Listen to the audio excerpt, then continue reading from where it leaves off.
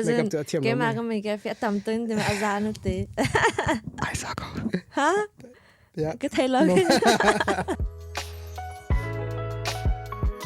ya association te Parku na Tlangval pol te antu ami la an chimrel mi pon rem lo mi te x na ti ma cha x red flags ma ke chim tu aze ben to pol dan se fashion athiam lo mi stanki ani la chan ning te kum chem wedding itu chem wedding how ke te ya ya til pona ken mo til pona ze lo passion a focus atam tok mi ponu po ke ke kai har do nga bi na cho ta chna ka dog min an ti ma tu ze lo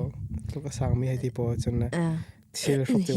ya hills po mo chna se chna siang wa kai kham pa kal ko ding mi ke special ba tam ka me ti po na ki mo to po se chna ko ke simple mi de una ki mo simple la zra na tu ke ya se en kai mi ka si vela ma ki chok ju a fashion de minum chok ju num lao na in a fashion ta mi ki every day then from na ke ke dong ki si ke du ke ti man ki ke zom na ne from lao so chan ju ve comforting gra than ko they pu pam han ki ka fashion ta do se ke ti man ki ko from na ne pan than lao na a for me ju I'm fresh ngai la thangai ko ti na in saying guy la ve kin chun atam de ju kan thu ko la confident te ke nom de cha ba I a chiang lin lo mi ke extrovs lo na mi ki kai man krem lo mi a chiang lin ta ge hygiene long ka ta so zakin ne ya chun don't talk to me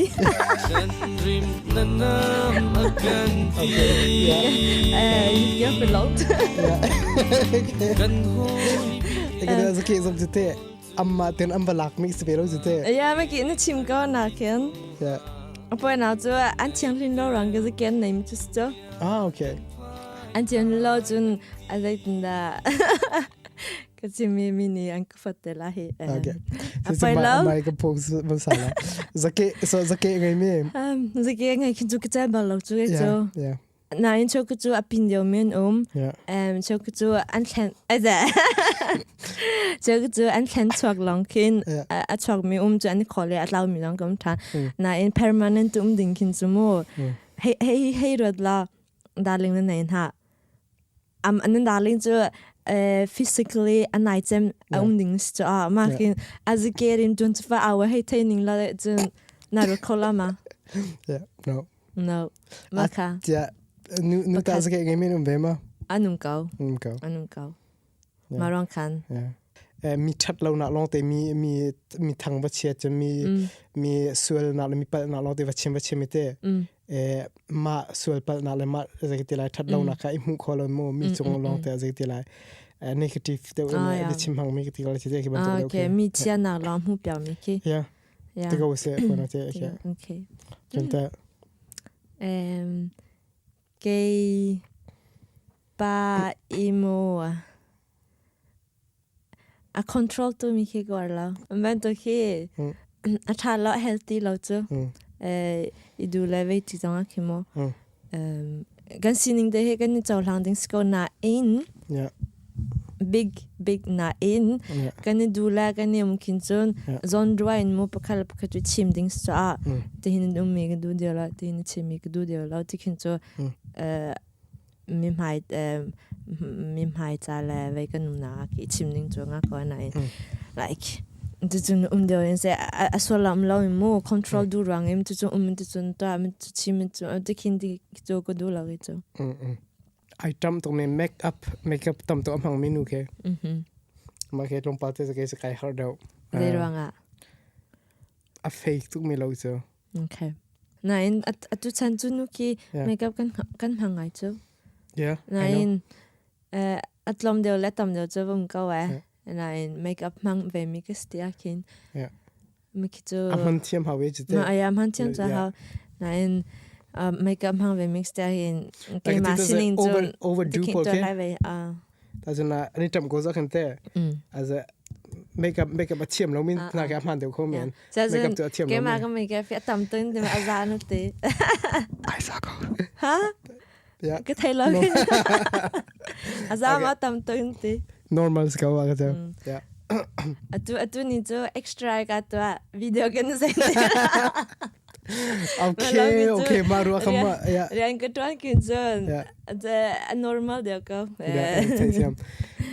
Na special jan dia kin jon icham dia la ve su anom dia. Kan du dia jo ko ja. Ka thai thiam ve ya ka chare ta chna ke na ka thai thiam ve kon chim na atam to ke zong ju nuk si ban to ke atam tu ke ti chan chum ve ko mi chok ka ga na atu chan chu ke thai ve lo na atu chan ram dang a thang mi chu an ve si lo comment na mo na mi pa pa ka si in nun si ti in mo na to oxin ti chun un na ti ro na na mi ke nu tanga thum dio mi pa ke ya na tu chan chu anum tuk thang ti la lo ti gra tu ka in thang mi pa an vom ka pa kap ni jam comment anum ri ko point out lom pa anum ri ko ya ma ki atu indian ha long kimo si sa zai pi fa ngai ti jang ki ibom ko 50 kan to kho chung ibom ko ki thabik ti nun si ma he to dia ma gin si pan si mi to dia ti kin ba ju tha jang lai nen chong de ko zai ma lai kin chu nun ju gan tai kho ban ha la lo cha ma lai kin chu adang chu na in indian si sa fa zo kin chu akating si ja thai thiam ma ka so abepi bak ko khau cha po man to ki ran nang ki chu arwa na thang chau ko rin arwa thang chau ne ave utveckling develop انت لما افاي خوري لو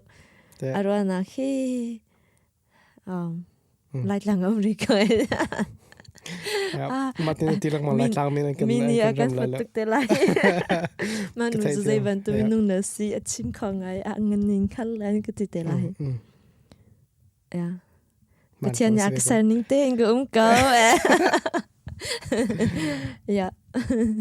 I don't know Kemo ai u tok menu ja ma ke de long pa ja u azong ke te ari tok tum beste ma ro ke na ai u tok menu ke te long pa te cha nu long sa ai u tok menu te ja long pa te cha har de ko ata sa har ngai be ke ma zone nai u tok ti an ke ti chan ko be cha ta chona ga pe ma la Facebook a ke na tu le cha lai mi cha Facebook am hanga te Facebook a ke na an ka chona khen ammin kha ze ti la chi tha khen ammin tha ke ze la April la sui hai ti pol ke ammin ta ke bun lo khen chan ko ko te kali nai lo ka the nai lo te khen nai u tok na kan the lo mi zem nai real ti mi khen cha kali tham mi khen te khen mi so ko cha man ke cha kan ko ka cha kan ben hai lo cho ta chun na ga okay ma minung pakhat ni khan chubantok ko se chubantok minung ko se chati chon ze ke tilai chon kan du ve kan du ti mi khen introduction ke se lo chupun dang chute chuti se lo na du na po mi pakhat cha ko te le lo te khen okay na u tok te mang mi khen pa ve te khen ya ke dang ki chan ko tong bal pa ni a na wa tong ki ton ke nain ka sinin ka thei ko e ka wa lo chu ka thei ko ke ma te chun ka thei min nong an silave chu tha te chun mi lang an silave tha te ka chon ko ya ko na na social media chun screen cha dang de chu an ka chon na rong chu interest rang ka chon mi skin chu ke ma interest log chun I wa vi siteng log mo ka du na glang ta log chu I chon peng ning lo ve peng ran a ro so comment mi stu a mi nong chu ak chon du ngai a ve ya ak interested in a ro comment stu a mi nong chu ma rong kan I wa ke vi siteng log kin mo I ra len pa khazong ke ve ya ting